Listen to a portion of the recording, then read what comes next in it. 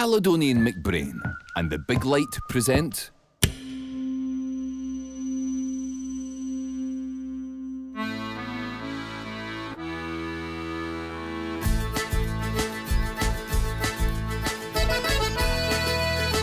Fáilte, I'm Coinneach Macleod, the Hebridean Baker. Originally from the Isle of Lewis, I'm an author, TV presenter and travel blogger. And I'm Natalie Galloway, a singer-songwriter from Fife. We spend most of our time travelling the world, seeking out amazing places and meeting the people who live there. Together, we're the perfect guides to the very best things to do, see, eat and enjoy on your next adventure to the incredible islands off the west coast of Scotland. Welcome to Scottish Island Adventures.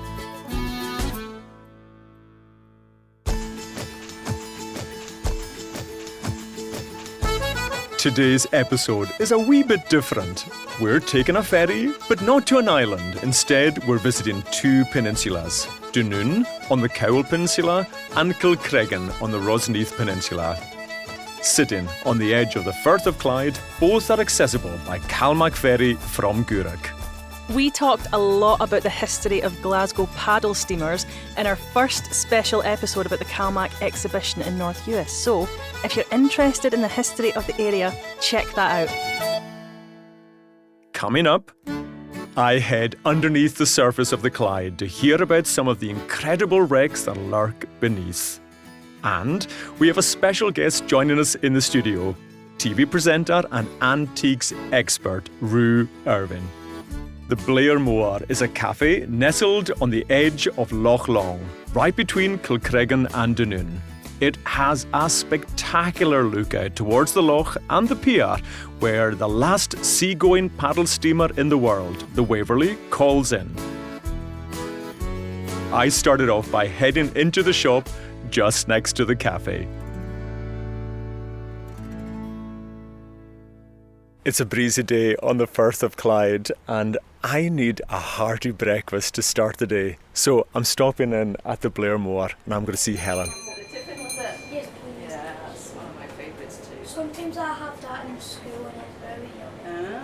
Well, you'll have to let us know which tastes better, the one at school or the one here. Probably here. Oh, I hope so. Well, you let us know how you get on with that tiffin then, eh? Yeah. You're going to carry that one on. Okay, thanks so Nice much. to see you. Thanks a lot. Care. Bye-bye. See you later. See you soon. Bye. Fáilte, Helen. How are you? Good to Very see well, you. thanks. Nice to see you. Helen, you've got not only your lovely cafe, but the shop here as well. But tell us the location. Okay, so we're located just a few miles out from Dunoon. We're on the shores of Loch Long. It's a lovely wee village. We overlook the Blairmore pier and the water, and it's just, I'll never tire of that view, ever. I know what you mean. And there must be, just seeing all the boats and the Waverley. Doesn't the Waverley just stop nearly right outside? Right outside at the end of the pier. She comes in several times during the summer. The village just really does come to life when that happens because, there's about 160 people embark, a few disembark as well, and she goes off for a wee tootle up Loch Long, but she's a sight to be seen for sure. Yeah, she's beautiful. There's so many activities and events that happen in the area. Tell me some of your favourites. Well, even just this weekend, there's the Argyle Rallies on, so that's happening in the town. So they've got a town centre stage, and it goes all the way around the Cowal hillside. Obviously, the Waverley coming in is a real highlight. There's all sorts of other events that happen, like the Cowal Highland Gathering happens here every year. It is still the largest games in the world. It has the World Championship Highland Dancing. So there's a lot of reasons to want to come to Dunoon.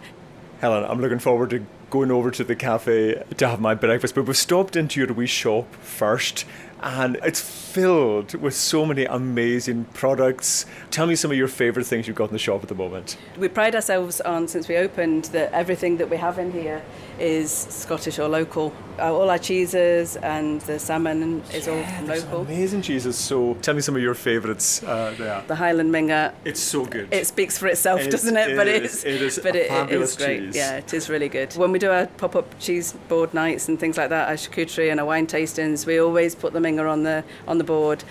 and people look at you in a bit of disbelief, but it's always a don't knock it till you've tried it.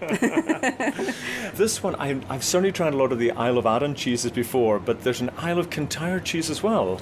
Yep, that's really popular actually. They're based down in Campbelltown, and things like the chili and tomato, cheddar that they do, for example, we use that to make the scones as well next door. And these are some of the things from the Argyll smokery, smoked Absolutely. salmon. They do the smoked mussels, the smoked prawns, the smoked trout, each of which we do serve on the menu. We do a seafood board in the cafe. So for us, it's a great way to showcase the produce that we also sell in here. Provenance is really important. Keep it simple, buy well with local produce. We support lots of other local businesses too. So if I just come over this way, I'll just show you the Argyll Botany is locally made as well. That's made along at Tinnaburroch. So Fiona, who makes it, she forages for everything. She's absolutely Wonder Woman. I don't know how she does it. Wow. So there's even things, there's like oat and seaweed soap, there is bog myrtle, beastie spray. Absolutely, very much needed from time to time in Argyll.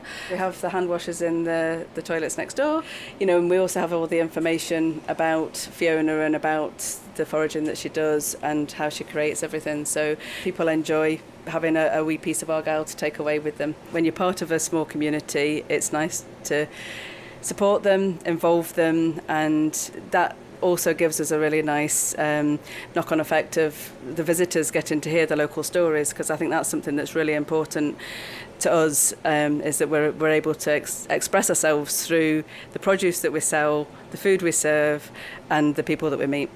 Now, I love coming out for breakfast. It's one of my favourite meals of the day. So what are the real signature breakfast dishes that you can have at Blairmore? We do our kiln-roasted smoked salmon on sourdough bread with local free-range eggs from the farm along the road with hollandaise sauce, and that goes down a treat. Same with the Stornoway black pudding, similar kind of dish. I was very pleased to see that on the menu. Yeah, and we sell it in the shop as well. It just goes down really, really well. Helen, I'm seeing some range of cakes in the shop. Alan and Shona do all the baking here. We also have coffees to take away as well, and soups. But why don't we just head next door and you can try a coffee and cake over there. Sounds a good plan. Come on over.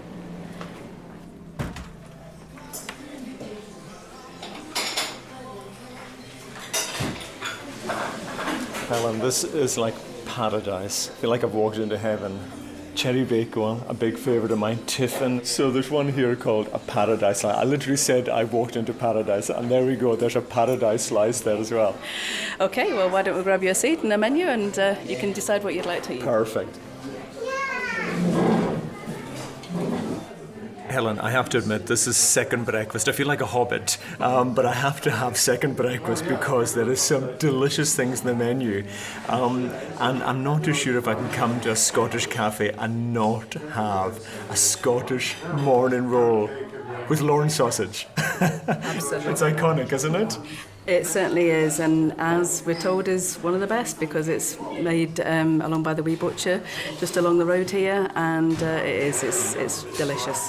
So literally we've got Lorne sausage, which is the kind of flat sausages, isn't it? Some call them square sausages as well, don't they? Yep, square sausage, Lorne sausage. It's a flat slice, fits perfectly into a roll. Perfect for a roll. You've got local fried egg on top, even a bit of Stornoway black pudding. This is my dream. So I think definitely a Scottish morning roll filled, and then I'm going to have to try one of those cakes as well. I think that paradise slice. No problem at all. We'll get that organised for you. What could be better? A view out to the water, a morning roll with Lorne sausage and a local egg. I can't wait to tuck in.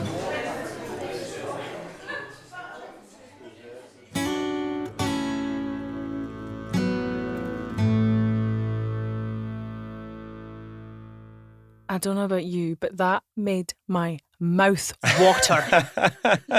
I know, I think I literally rolled out of there. Sounds delicious. But I did notice one thing. And I'm not going to start any fights here, Oh, but go on. you said Lorne sausage. I did. Why? What do you call it? Square. Good point, actually. Square Yeah. sausage, Lawrence sausage. It's the best, though, isn't it? It is the constant battle. For more information on this and all the island destinations, go to calmac.co.uk. Now, we are joined today in the studio by the lovely, the radiant, the stunningly gorgeous TV presenter and antiques connoisseur, Roo Irvine. You might recognise Roo from the likes of BBC Bargain Hunt and the Antiques Road Trip. Roo, welcome to the podcast. Thank you. What a lovely welcome. How are you? I'm smashing. How are you? Oh, doubly smashing. And I'm hungry now after that chat. I know. All that talk about sausages and eggs. Oh, my God. Well, the perfect morning roll has a square sausage, a tatty scone and a fried egg. See, never been a tatty scone lover. I've maybe just not had it the correct way. I make them myself at home. I'm sure you'll appreciate that. I will make you them. I do. I love it. Yeah, I love it. We're coming to your house after this. I hope you know that. Okay, done. So you stay locally. Have you ever visited the Blairmore for a tray bake or a coffee or anything like that? Oh, I have. It's very, very well known. And to be fair, using the ferries to get across to Dunoon and Gourock, it just makes it so much easier than driving. So you can go to all these hot spots, have an amazing cake, good homemade food and enjoy the view. So yeah, it's a favourite. So, Roo, you've been presenting since about 2015, and it all came about because of a certain shop in Kilcreggan. Can you tell me a wee bit about that? Yeah, it was so surreal. So, oh goodness, about 11, 12 years ago, we were actually, hubby and I were in the marketing industry. So we had a call centre in the Isle of Man, and then all of a sudden out of the blue, both of our dads passed away within 3 weeks of each other. We left the rat race behind, the corporate world, and thought, what do we do? How do we start earning money? So we opened up an antique shop in the village, i.e. a shipping container, because we'd become addicted to auctions. And it went really well. And about a year or two later, Antiques Road Trip visited and said, can we film here? So the formidable Paul Laidlaw came by. I was very nervous. But then a few months later, the producer called and said, can we put you forward? And the rest is history, as they say. Wow.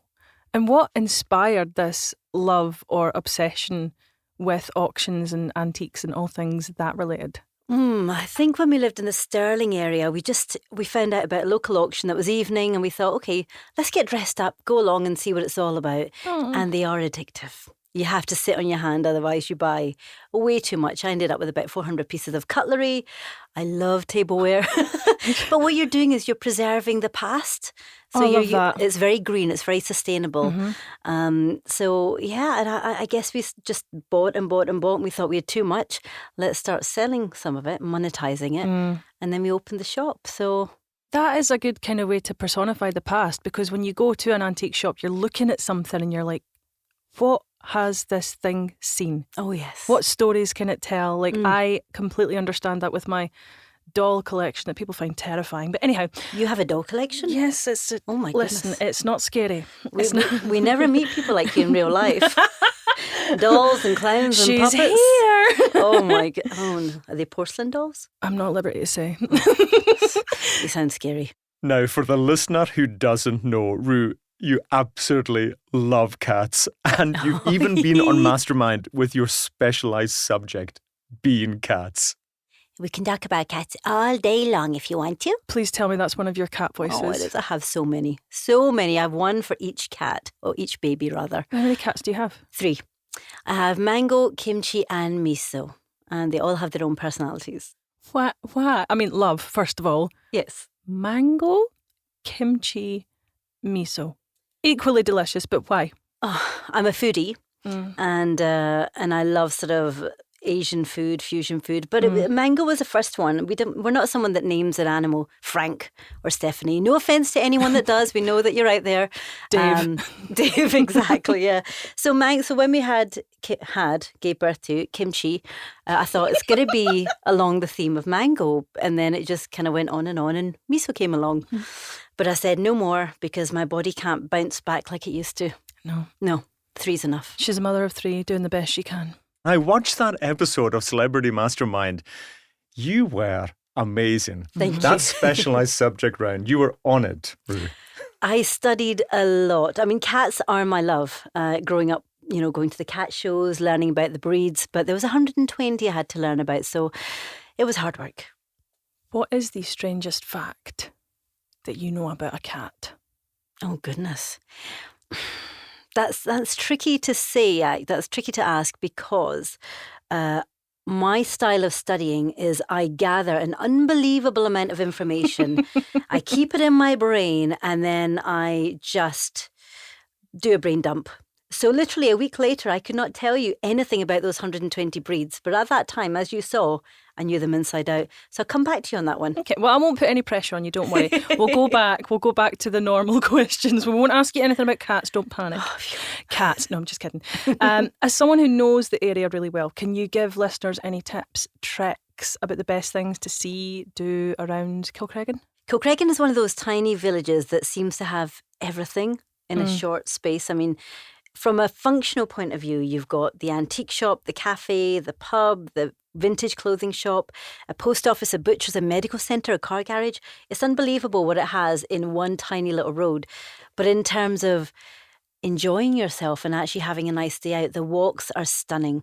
So you've got Shore Road, Argyll Road and Barber Road, the one at the top, and it goes all the way around the peninsula and the views are stunning. You can see Dunoon, Gourock, you can see Arran, Butte.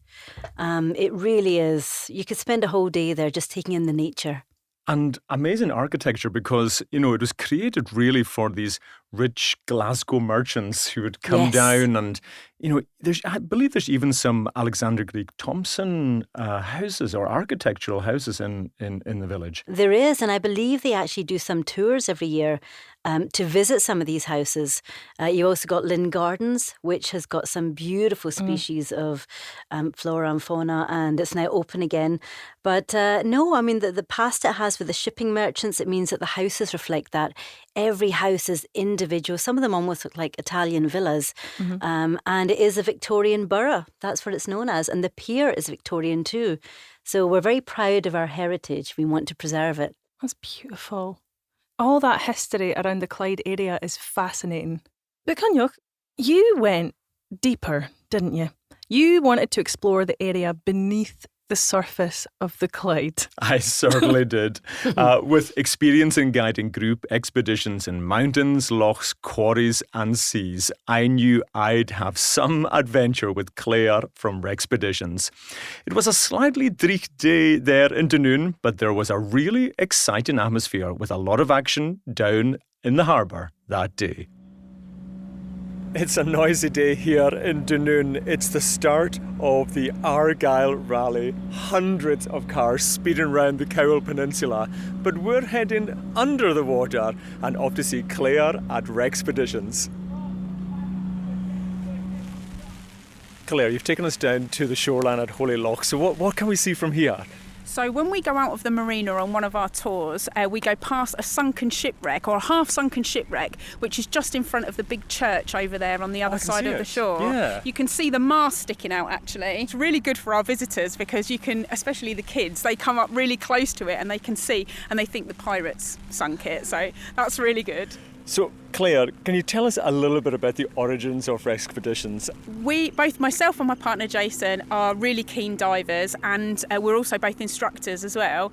And we loved organising trips all over the country and all over the world to do different dive sites. So we set up Rexpeditions in order to do that very thing and just go all over the country diving in different locations. However, we fell in love with the Clyde and ended up staying here, which was brilliant because now we can offer boat trips as well as dive trips. We also take people out to see sunken shipwrecks, not only ones that are 30 or 40 metres deep, but also ones that are semi-submerged as well. And we've got 2 in the Clyde and 1 in Holy Loch, which is just over there by the church that you can see there.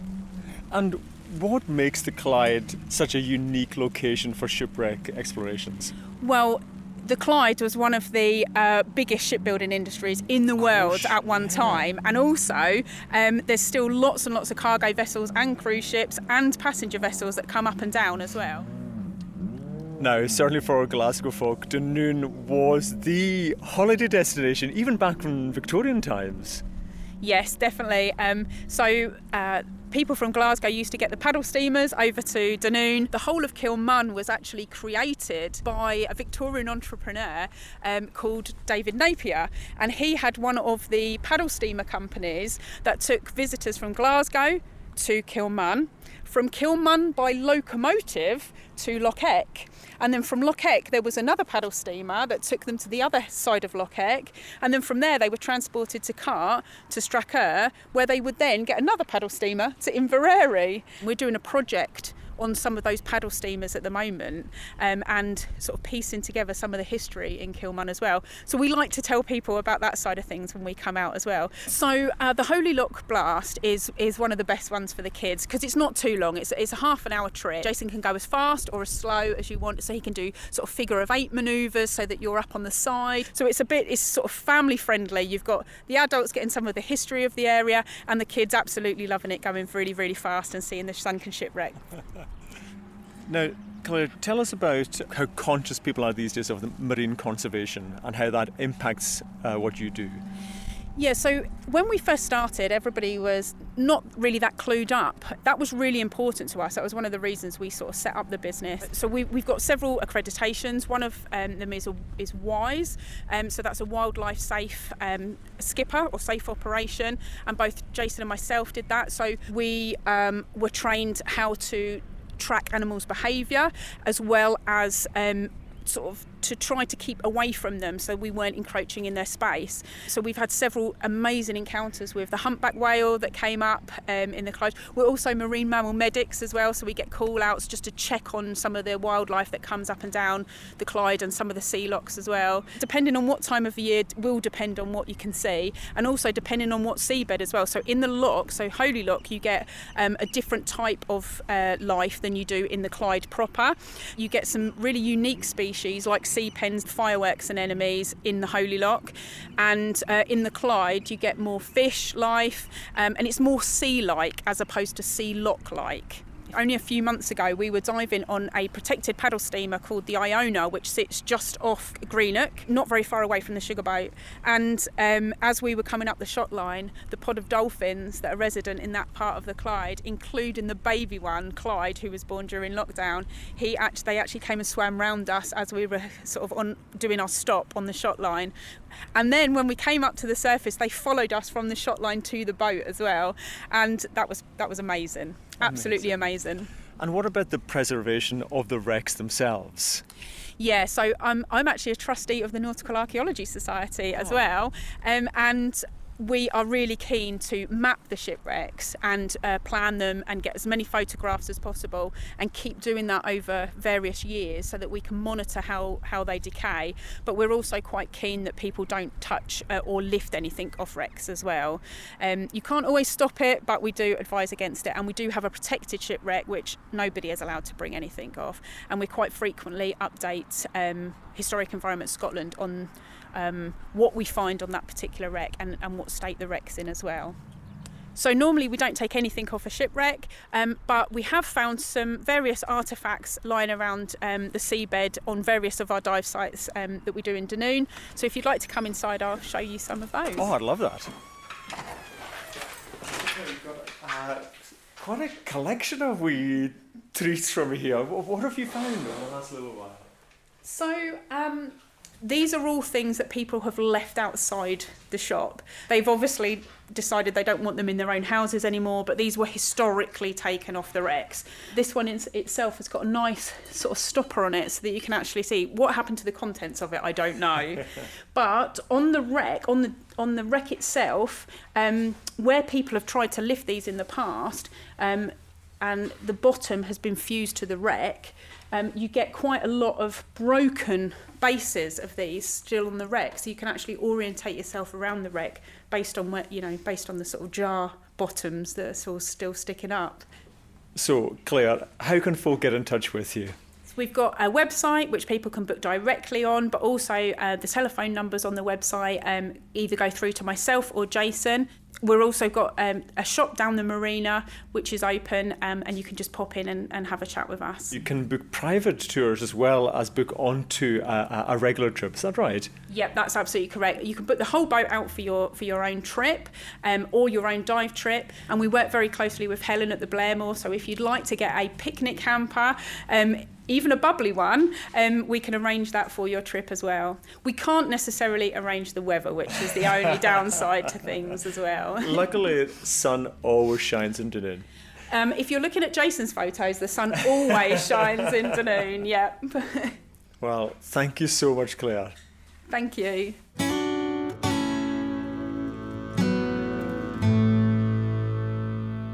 For more information on this and all the island destinations, go to calmac.co.uk. If you're interested in the history of this area, make sure you check out our special episode about the CalMac exhibition in North Uist. Now listen, I am no expert diver, but I am jealous. I would love to do that. Oh, honestly, Natalie, please can we do it together? Yes. Because I think it'd be so much fun. Roo, are you up for that? No, I cannot swim. I can't even put my head under in the bathtub. But would you be interested in going out in the boats and learning about the wrecks? It would be fascinating. Oh, I think. absolutely. I've been round the sugar boat, actually, on a sort of MOD police boat. And it's just amazing to know that it's there and so many people come to visit it and its history. Absolutely. And, you heard about all the things they find on the boats. Yeah. Has anybody or has anything turned up in your shop from one of the wrecks? Well, I have this one customer who's a bit of a supplier of antiques for me. He's been a diver for decades, and he's brought a few things back from the wrecks. As Claire said, you've got to do it properly. You have to respect the wrecks and the history and do it legally. But it's just fascinating what history comes up to the surface. And then obviously if I'm lucky enough to be able to buy it, that moves on to the next owner. And it's just building memories over time. There must be a great audience for those because many people can't get under the water. So when they go into the shop, people must go, wow, what an opportunity to find things that I wouldn't normally see. Absolutely. And where we are, being near sort of Fast Lane, it's a very naval community. And anything naval is a big collecting market. So we do have people from all over the world want anything naval. So it's perfect. It flies out the door. Now, as the Hebridean Baker, I'm always on the lookout for that next photo shoot, kind of wee knick-knack that I need in the corner of my photos. When I come to the shop next, what do you think I could find? Oh, we can find you some antique kitchenalia, if you like. Oh. Things like old butter moulds and jelly moulds and biscuit moulds.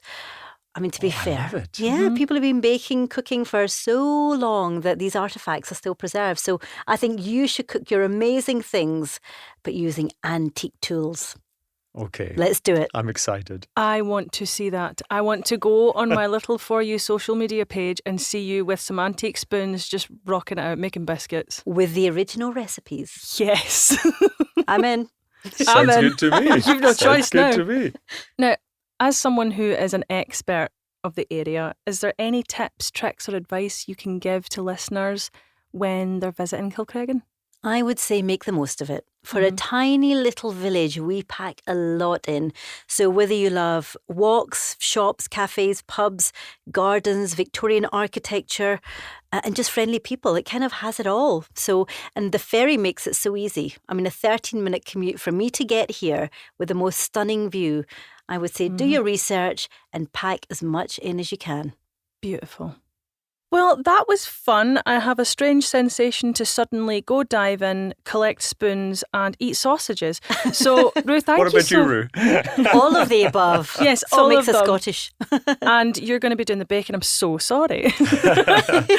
But Roo, it's been amazing to have you in the studio today and I can't wait to get back down to Kilcreggan to visit the shop. Oh, the pleasure's been mine. Thank you, guys. Thank and I'm you. looking forward to the beautiful ferry journey home.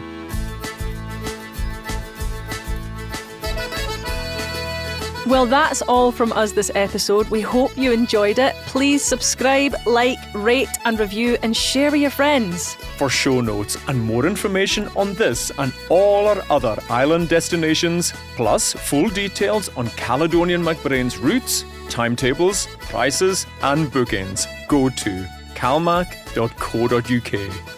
Every journey starts a story, so book your Caledonian McBrain Island adventure now.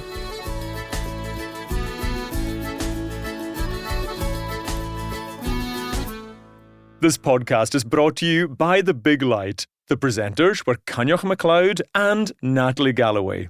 The producer was Flora Zychek, with mixing and original music by Brian McAlpine.